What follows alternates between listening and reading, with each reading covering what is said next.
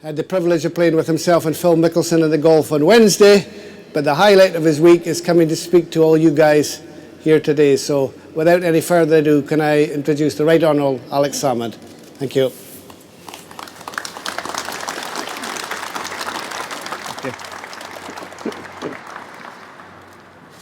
There were obviously a few nerves on the first tee when Roy and I were playing with Phil Mickelson, but you know, I soon put Phil Mickelson at ease, and after a few minutes, and he was all right after that. But one thing I say, Roy's a better player than me, but Phil Mickelson's slightly better than us both. It's a huge pleasure to be speaking here at NIG. A few years ago, not that many years ago, there were two people employed in this entire complex. That was Carol and Ian, and they're still here, but there's another 1,500 folk here as well, which is really, really important. 1,200 expanding to 1,500. And there's going to be 1,200 folk through the Skills Academy over the next 2 years. In fact, some of the people here, I last met them when they were going through the Skills Academy as trainees. So it's really great to be back at NIG when this place is being restored to its proper position as the beating industrial heart of the Highlands of Scotland. It is wonderful to be back in these sheds and see them as a hive of activity, as they should be. And there's a bit of a connection between that point and the speech I'm about to make, because the revival of NIG demonstrates that a major industrial plant can be in the Highlands of Scotland. The Scottish Open at Castle Stewart just now demonstrates that a major international sporting event can be in the Highlands of Scotland. And this speech demonstrates you can make a speech about the future of the country in the Highlands of Scotland. And all that is as it should be. Now, 300 years ago, Fletcher Saltoun was one of the MPs in the Scots Parliament. He was one of the MPs who weren't wanting a 10% pay rise, incidentally. And Fletcher Saltoun was talking about the union between Scotland and England. And what he said was something which was very modern. He said, all nations are dependent one upon the many, this we know, but he warned if the greater will always swallow the lesser, we will all be diminished. And even at 300 years distance, what Fletcher Saltoun realised is that countries would be interdependent. We're already interdependent. But he would recognise the things you do here at Global Energy. It would astonish him, the technology certainly. But what wouldn't astonish him would be that it was capable to work across, I think it's 12 countries and 6 continents from Scotland.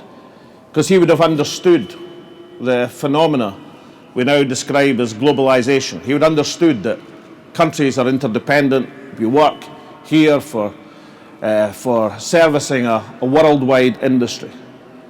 But he also recognised the danger, as he saw, of large states. He warned that the Scotland that he loved would flicker and die, that the lights would go out in Scotland.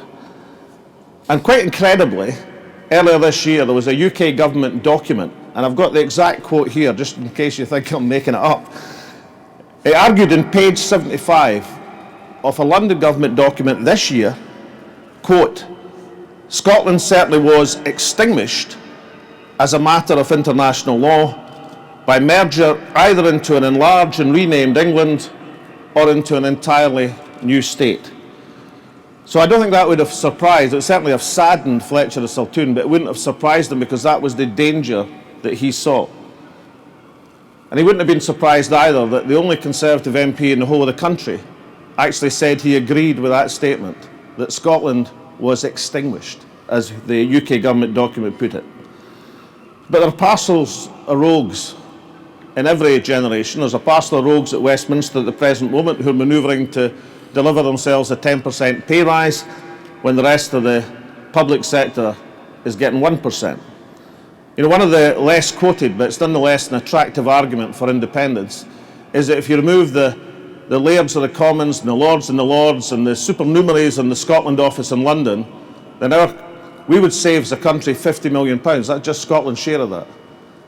And for £50 million, you could have 1,200 teachers or 1,100 nurses.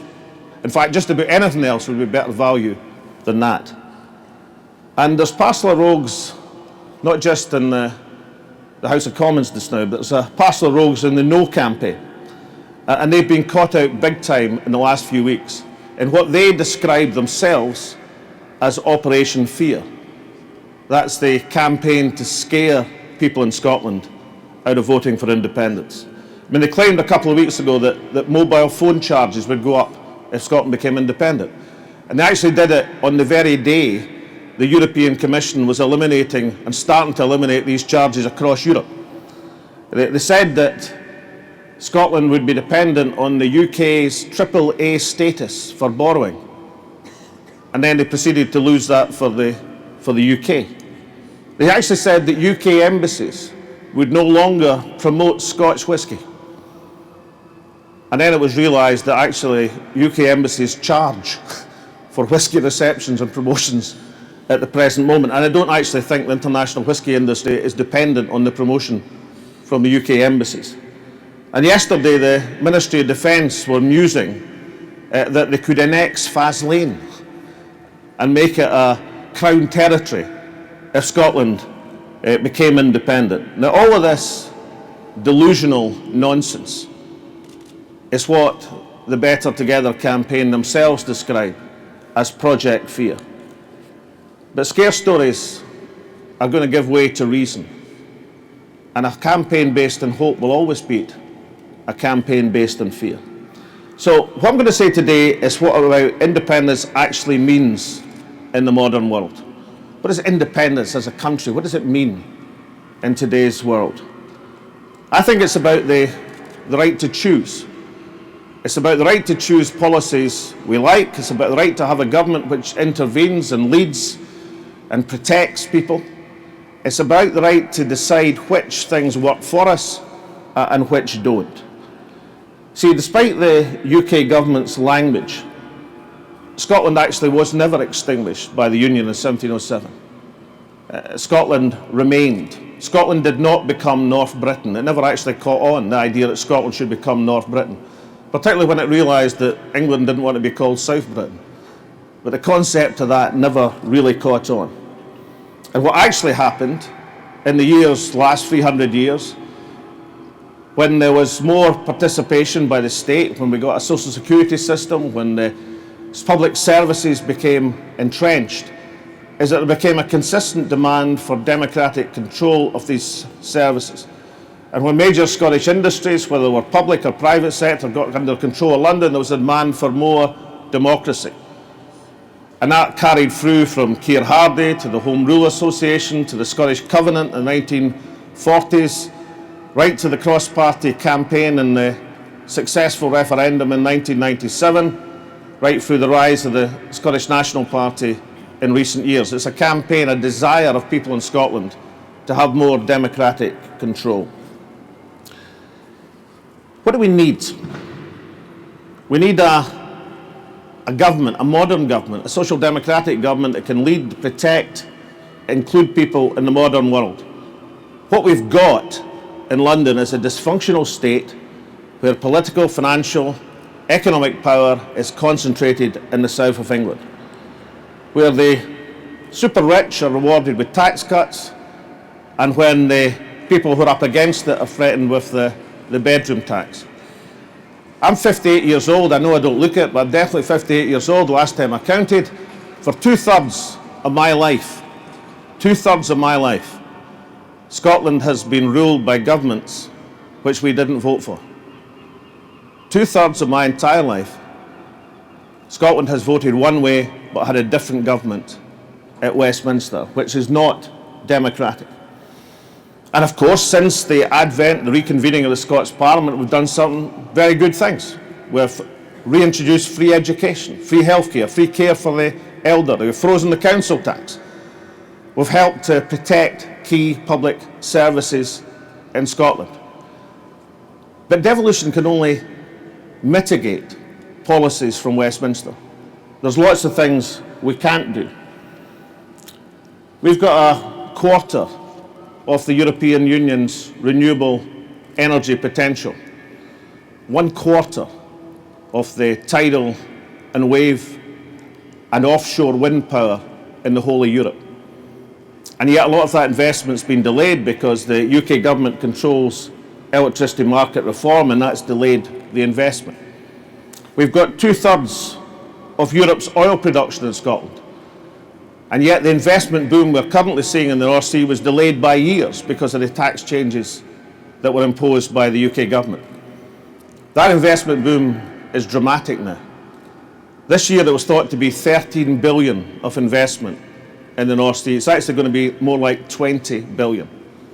And some of it's taking shape in the big swimming pool you've got out there in Nigg. We can't clear our country of nuclear weapons because that's controlled from London. We can't have influence in a society which has become one of the most unequal in the developed world. You take across the water 3 countries, Denmark, Sweden, Norway. Countries which do different things in terms of their international alliances. Norway is not in the European Union, but they are in NATO. Sweden's not in NATO, but they are in the European Union. Denmark's in both. Each of these countries is more prosperous and more equal than the UK, dramatically so. They're more equal and more prosperous societies.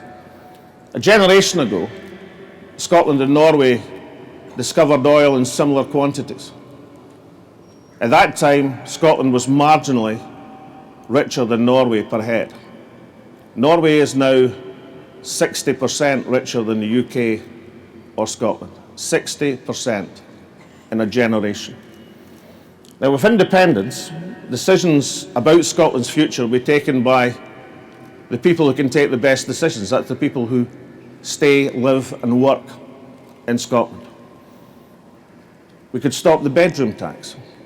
We could stop thousands of Scottish children being threatened with poverty as a result of the UK government's war on welfare. We could get the best childcare system in Europe. We could use our tax powers to encourage innovation and enterprise. We could have a modern constitution which protects the rights of the people of Scotland. We could have a fairer and more prosperous society. The political and economic union, the one entered into 300 years ago, isn't working for Scotland. But one of the points I want to make is this. I think we have to change that and change it fundamentally. But there are other arrangements that we have that can continue, with some changes certainly, but continue. And I've been counting them up and I've identified 5 other unions that we're part of that I think we should stay part of. There's the European Union, the Defence Union through NATO, there's a currency union, there's the Union of the Crowns, and there's a social union between the people of these islands. I think we should keep these because I think they're good things. I think we should stay in the European Union. I don't think we should get caught up in a debate about withdrawal. I don't think it's going to help anyone, and I don't think it's the sort of politics we should engage in. I think we should stay in NATO, and I think we should be nuclear free like 25 out of the 28 other countries in NATO. I think we should keep sterling as our currency because it's as much our currency as England's currency. In fact, the Bank of England were founded by a Scot, and we've got as much claim to it as anyone else, and we do the bulk of our trade with other countries in these islands. I think we should keep the Union of the Crowns, and I think Her Majesty the Queen can be Queen of 17 independent countries instead of the 16 that she's head of state of at the present moment. And all these unions, that's the European Union, the Defence Union, the Currency Union, the Union of the Crowns, we can keep because basically they're good things. Not keep them without changes. For example, we can keep the Union of the Crowns, but we can still have a modern constitution, a written constitution that protects the rights of the people, but nonetheless keep them. But you know, there's another union, the social union, which is not about a choice. It's not about something that politicians do. After Scotland's independent, we'll still be able to watch the X Factor and EastEnders, if that's what folk want to do. People in England will still be able to cheer Andy Murray at Wimbledon, and people in Scotland will still be able to cheer the Lions, even when there are no many Scots in the team. So all of that stuff will continue. People will still be able to change jobs if they want. They can move to Dundee, to Dublin, from Manchester to Glasgow. All of that is a social union. It's not about border controls or whatever the latest Whitehall scare story or Project Fear is of the day. It's about the free movement of people. You take, for example, the Channel Islands and Isle of Man. We're part of an arrangement of free travel. And these are islands which are not even in the European Union, but are part of an arrangement of free travel with the Republic of Ireland across Europe. Under independence, we can keep and share the ties of language, of culture, of trade, family, friendship. None of these things are dependent on a parliament in London. In fact, it's ludicrous to suggest they're dependent on a parliament in London. So let's get back and finish into the world as envisaged by Fletcher of Saltoun all these years ago. That he saw the world was interdependent, that nations were dependent one upon the other. That was natural and sensible. But he didn't think that should mean Scotland sacrificing its independence. And in this interdependent world that we have, if we can change that political and economic union so as we regain democratic control over our economy and our society, we can keep the other arrangements, the other 5 unions. The priority, the thing we absolutely have to do, is to change that political and economic union. We've got to reclaim the right and ability to devise policies and programmes that will take this country forward. It's entirely possible to see this country as one of the most successful, prosperous countries in the world. Few countries on earth have our combination of natural and human resources. We could aspire, we could achieve exactly that status. And it's also right that this country becomes a more equal society. Nobody wants to live, certainly I don't, in a society which is at the bottom of the equality league. Nobody wants to live in a society where there is an enormous gap between those who are prosperous and those who are at the end. Nobody should want to live in that sort of country, and there's no reason why we should. It's not the Scottish sentiment, it's not the Scottish ideal. But if we want to build that future, then we're going to have to claim it. And we're going to have to change fundamentally that political and economic union. It's not going to be given to us, it's not going to be granted. We have to vote for it. And next year we'll have the opportunity. London won't concede it. They've turned down point blank any requests for more economic powers or real economic powers.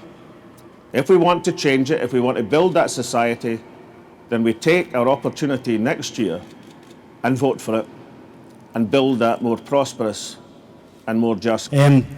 We have an interesting workforce here, and I'm sure maybe 1 or 2 of them might want to ask you a question. I'm hoping you'd be up for that challenge. I'm certainly up for the challenge as long as I get a glass of water. Right, we'll organise that for you, don't worry. Can I have a show of hands for anybody who wants to ask the First Minister some questions? Here's one here. So, in an independent Scotland, will the Scottish Government be able to maintain the pensions of the military and public sector personnel in their present format without having to rely on Westminster to administer them? Yes, and for a number of reasons. One is that when you look at the Scottish balance sheet at the present moment, all of that's included in the Scottish balance sheet. So our contribution to pensions and spending for pensions, etc. in Scotland is in that balance sheet. And we have £4 billion, incidentally. Better off, relatively, than the UK as a whole. 4 billion is 4,000 million pounds. Somebody once told me that anything over £1 million is just a big number. 4 billion is £8,000 a head. So Scotland has a stronger financial position. Social expenditure in Scotland is about 38% of Scotland's total wealth. In the UK it's 42%. We're better able to afford that welfare, of which the bulk, incidentally, is pension payments. Private pensions obviously are part of contractual arrangement, are not affected, but state pensions we're better able to afford that. So the social security structure will stay, but there will be changes. We won't have a bedroom tax. Forget the bedroom tax. The bedroom tax has been introduced because rents in London are sky high, and therefore housing benefit costs have gone sky high. So we've got a position where folk, because of something that's happening elsewhere, are being faced with a cut in housing benefit on the basis they've got too many rooms in their house. But there aren't a number of houses for people to move into smaller houses. So they've got no choice in the matter but still get the imposition, and it's causing not just a lot of problems to these families, although it's causing lots of problems to these families. It's causing problems to housing associations because they can no longer guarantee the rents, and therefore their collateral, the financial collateral is reduced, therefore their ability to build more houses is reduced. So yes is the answer to the question. And the other point to bear in mind is that some of these changes, which are going to cause great hardship to a large number of people, or the humiliation of people who are handicapped in terms of the assessments they're getting at the present moment. We're not going to have these because real societies don't have these. You know, Scotland will be a prosperous country, but I want us to be a prosperous society as well. And the two things are not exactly the same, are they? So, yes is the answer to your question. That was a long-winded way to say yes, but nonetheless, yes is the answer to the question. Again, hands for anybody else. Greg, if you'd do the honours. How could we get more of the local community into apprenticeships? Right. Well, you know, in asking that question, I mean, this is an example of how we do it. You don't have to look very far to see the right way to do things. The Skills Academy here is fabulous. There's a similar one, although it's smaller, in steel engineering in Renfrew. So it's not just at NIG. Overall, we've now got 26,000 apprentices in Scotland. 5 years ago, it was 16,000. And guess what? These apprentices, 93% of them, 93% are in jobs 6 months after they complete their apprenticeship. And as a result of that and some other policies, particularly ones introduced by Angela Constance, who's the Youth Employment Minister, she's the only Youth Employment Minister in the whole of Europe. She's Scotland's the only place where we've got a government minister who does nothing else but concentrates on youth employment. And youth unemployment has reduced from 110,000 to 60,000 in Scotland over the last 18 months. That's still 15%, and it's still far too many, incidentally, but that's now the sixth best in the whole of Europe. In the rest of the UK, it's 20% compared to the 15%. And one of the key policies in doing that has been the increase in numbers of apprenticeships. What can we do more? I think we have to look at our ability to fund more, let's call them hard skill apprenticeships. You know, engineering apprenticeships, for example, cost more than some other apprenticeships because it's, as you know, it's going to be an intense course. It's going to be 4 years. We've got to have more skilled apprenticeships like that because we're going to require more engineers and key welders. Of course, I know that because I was told that the top trainee welder in NIG is a woman, is that right? It's not you, is it? Right, okay. That doesn't surprise me, incidentally. But one of the other things we've got to do, although that's a fantastic example, is to get more women into these engineering skills. Because there's talent and we've got to mobilise in this country. But the record that we're establishing has been a good one. It's the most important job of all, incidentally, is to get young people into employment. You want to rot a society, then have lots of young people unemployed. That rots a society to its foundations. And we should do more and get it down. 15%. Let's try for 10%. Let's keep at it because there's plenty of stuff for folk to do if they've got the skills to do it. And the last thing I'd say is, you sometimes still read, total tosh. Overwhelming majority of young people are desperate to get a skill and a job and a chance and a start. And that figure, that 93% figure, I did a survey about 3 months back to get that figure with the STUC. It's a really, really important thing for people to know, because the other thing about people getting a skill is they want to know they've got a job at the end of the skill. And that 93% is a big figure as an inspiration. But young folk want a chance, and we've got to do more. But it's moving in the right direction. Thank you. We're certainly trying to do our bit on the training side of things, as you're Are you aware, one of the trainees? Mr. Salmon. No, not me. Not me. You weren't one of the trainees, no? Not me. Apprenticeship Show for of all hands. ages, Show you know. of hands. We'll move on that one. There we go. Yes, what's the S&P take on proposed privatisation of the Royal Mail? Yeah, we're against it. I mean, you know, logic. Water is in public hands in Scotland. It's in private hands in England. Scottish water charges are the lowest in the country, which obviously helps families, also helps companies, because lots of industrial processes require substantial amounts of water. In the worst of the recession, we were able to freeze water charges, you know, to help family budgets for a number of years. We were able to delay company charges on water because it was a public company to help companies get through the worst of the recession. Couldn't have done that if it was a private company. We'll look at water charges in Scotland in comparison with electricity or gas price. The contrast is dramatic. And without any question, in my estimation, if the Royal Mail goes private, then postal charges will go exactly the same way as energy costs and virtually every other key public service that's gone through privatisation. So we're against it. And we should keep it in public hands, and we should run it as a public service. You know, 300 years ago, and I was saying there was hardly anything was run as a public, one of the very first public services was post. It's one of the absolute, and the principle, the penny black, you know, the principle of being able to post a letter anywhere for a common charge was one of the very first public principles. And the idea of sacrificing that now seems totally ridiculous, especially when the mail has got, you know, through the internet and the parcel delivery, you know, it's actually got an opportunity and is making money, you know, for the first time in a number of years. So we're against it. Okay. You touched on the scare stories earlier on. Do you think we're any closer to the day when the press, particularly BBC, will report the independence debate in a fairer manner? You should ask the BBC. I think the BBC have a difficulty. I mean, I think by and large broadcasters try to be fair, incidentally. But I think there is a difficulty because the press clearly aren't. I mean, the press are hugely stacked against independence.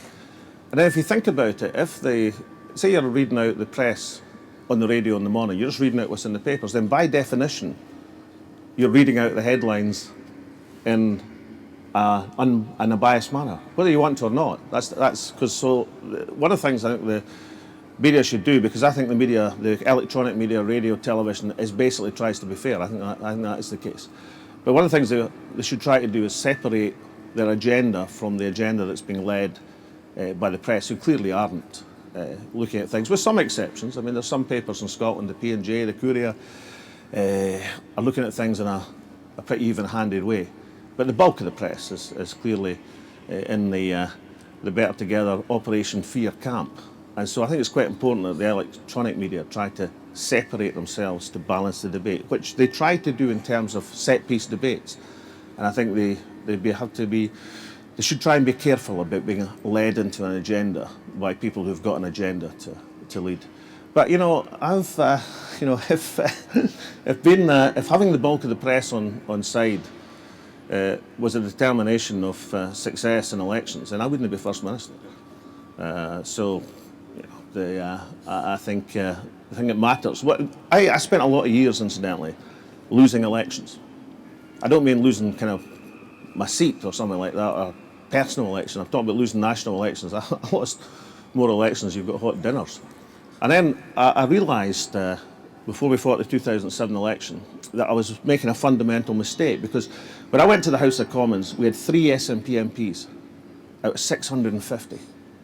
And you know, if you're 3 in 650, maybe like some of the women trainees doing welding here, I mean, you've got to make your presence felt, you know. There's no point in just sitting there because nobody would pay any attention. So you get into a very oppositionist frame of mind. You've got to say things and hit it hard, otherwise you'd be totally ignored. And that's great and fine, and it's the job of oppositions to do that. But it gets a bit different when you're trying to become the government of a country. Because at the end of the day, when it becomes that choice, people want to know what you're going to do. Don't just want to know what you're against. They want to know what you're going to do. They want to know what your plans are, what your hopes are, what your vision is. And so what I realised back in the run up to 2007, if we were going to win an election, then we had to stay positive and focus on a positive case. People wanted to know what our vision for the country was.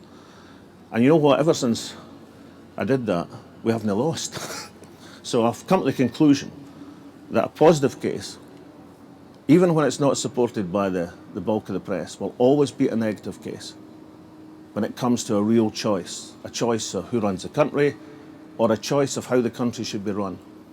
And I think the positive case for independence over the next year or so will sweep aside the scaremongering stuff. And I also think, incidentally, that folk will start to laugh at the scaremongering stuff. I think that thing of the mobile phones was a bit of a turning point, actually. I think, when people are caught red-handed, in what was a barefaced untruth, then it kind of diminishes the impact of everything else that's said. When the plot on the MOD to annex Fast Lane was printed yesterday, there was a denial out from Downing Street within a couple of hours. Because people look at that and go, what? So when people start to laugh at that thing, then I think you'll see the positive case come through and take over. Okay, anybody else for some questions? Any? Yes? One more over here, maybe? Where do you see the oil industry in 20 years' time?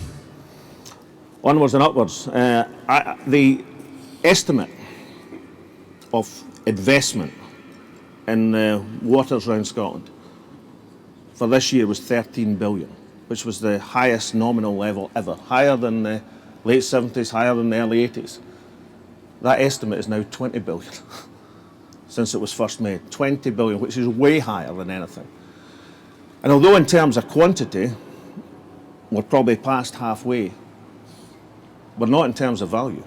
We're nowhere near past halfway, because oil is worth more than it was 40 years ago. And a modest estimate is about 1.5 trillion wholesale value of hydrocarbons still to come from the waters around Scotland. 1.5 trillion compares to about 1 trillion which has been extracted to date. So there's more value, there's more investment, and the profile will go not for 10, 20, 30, 40, it'll go 50 years and beyond. And anybody going into the oil industry now could, if they so chose, spend their entire career in these waters. Now, they can go international as well, of course they can, and that's obvious. But if they wanted to, they could spend an entire career in the waters around Scotland.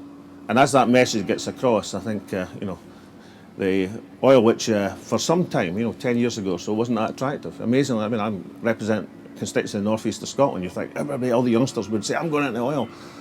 10 years ago, they were sort of saying, no, it's a dying industry, a sunset industry. Well, it's a sunrise industry. So it'll be here for a long, long time to come.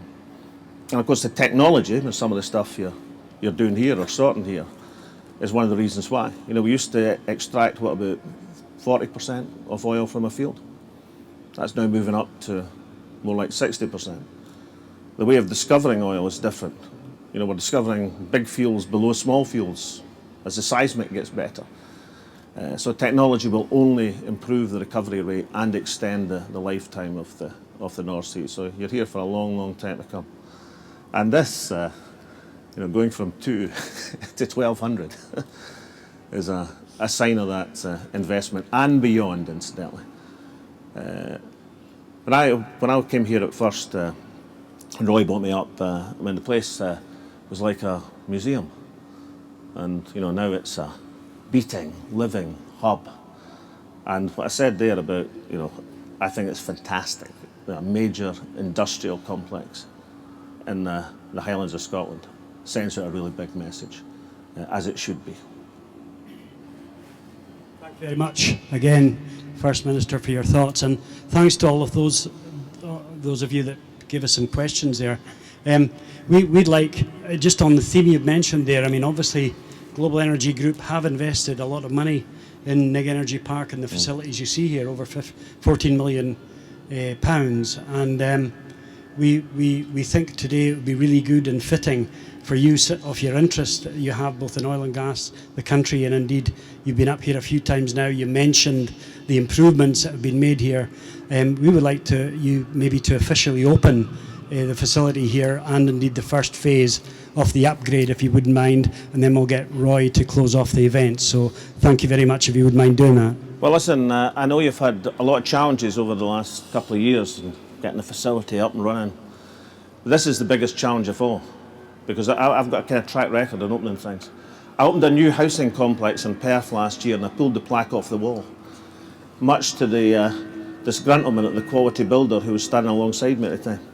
And Strathclyde University heard about it, and they decided to have an opening of their technology centre, and all I had to do, it was a digital opening, all I had to do is wave my hand. Right, so I waved my hand and nothing happened. So as you can see, what's been arranged here is the pinnacle of technology. This is technology that even a First Minister can operate, right? Because all I've got to do is, right, enough no break. Right, so it's with enormous pleasure I declare this wonderful new facility, the beating industrial heart of the Highlands here at Nig, well and truly open. Thank you very much. Thank you very much. Thank you. Good stuff. Can I just, on your behalf, thank the First Minister for coming here today, and can I thank him personally? He touched on the Skills Academy and what we're doing over in the east of the site there, and for you trainees that are here or have been through it, it's the start of a renaissance. And it was the First Minister that came up with this concept of giving people a job day one, putting them on the payroll day one, and actually trying something that I think is the beginning of something that Scotland will benefit not only in oil and gas but in other industries. And can I also thank him for the investment that the Scottish Government have made through HIE in this first phase of development that has now just been completed. We're going back to him now, and I know he's very supportive. I had him down there at the quay showing him where he's putting his next phase of money in, and we thank him for his own personal involvement and his own personal enthusiasm for this site. So First Minister, thanks very much for coming opening it today. Thank you on behalf of the staff here for what you've done, not only for this site but in our area, and wish you all the best. Thanks very much. Thanks very much. Thank you. Thanks very much.